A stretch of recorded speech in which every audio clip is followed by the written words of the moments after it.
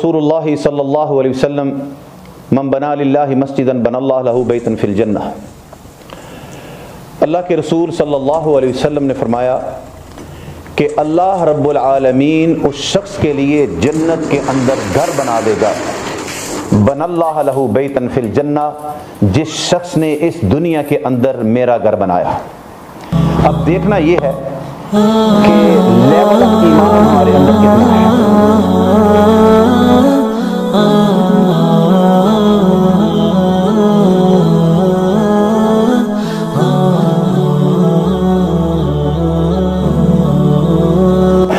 गनीमत जाने कि दुनिया के अंदर जितनी भी मसाजिद हैं, अगर आपने हर मस्जिद में एक एक पाउंड भी डाल दिया, 2 डाल दिए, 3 डाल दिए, जब तक वो मसाजिद रहेंगी, मस्जिदें आबाद रहेंगी, अल्लाह रब्बुल आलमीन आपको दुनिया के अंदर भी और मरने के बाद भी सवाब अता फरमाएगा।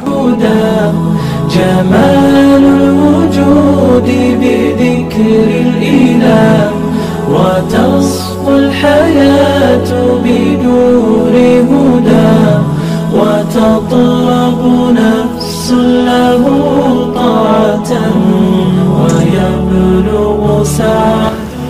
मस्जिद वो चीज़ है जिसमें 5 वक्त नमाज होती है।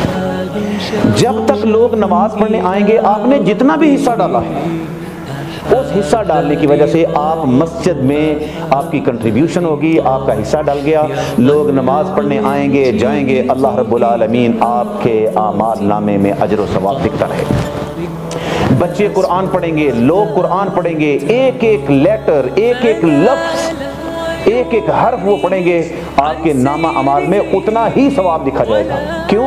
मेरे नबी सल्लल्लाहु अलैहि वसल्लम ने फरमा दिया, मन दल्ला अला खैरिन फलहु मिस्लु अजरि फाइलिही।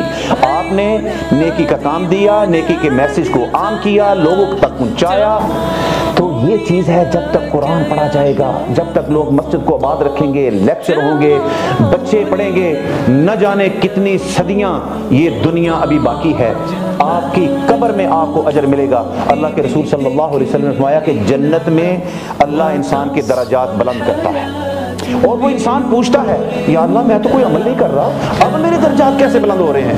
अल्लाह के रसूल सल्लल्लाहु अलैहि वसल्लम ने फरमाया कि उसको बताया जाता है कि तेरा सदका जारिया। अल्लाह के रसूल सल्लल्लाहु अलैहि वसल्लम ने फरमाया, इनक़ता अमलु इल्ला मिन सलासा, हर चीज़ खत्म हो जाएगी, कट ऑफ, मगर 3 थिंग्स। अच्छी औलाद, कोई मस्जिद मदरसा बना दिया है, लोग उसमें से इल्म हासिल कर रहे हैं, नमाजें पढ़ रहे हैं, कब्र में भी आपको अल्लाह खुशहाली, आराम और सुकून अता फरमाएगा।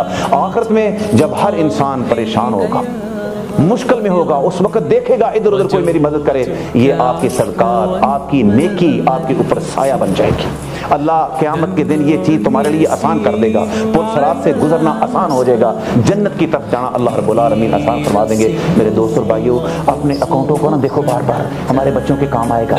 हो सकता है हमारे बच्चे हमसे भी बेहतर जिंदगी गुजारें, ये अल्लाह का काम है, हमारा काम नहीं।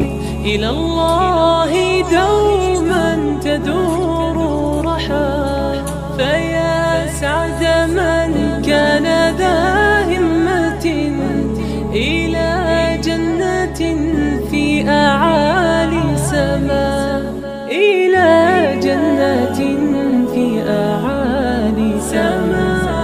جمال الوجود بذكر الإله، وتصفو الحياة بنور هدى.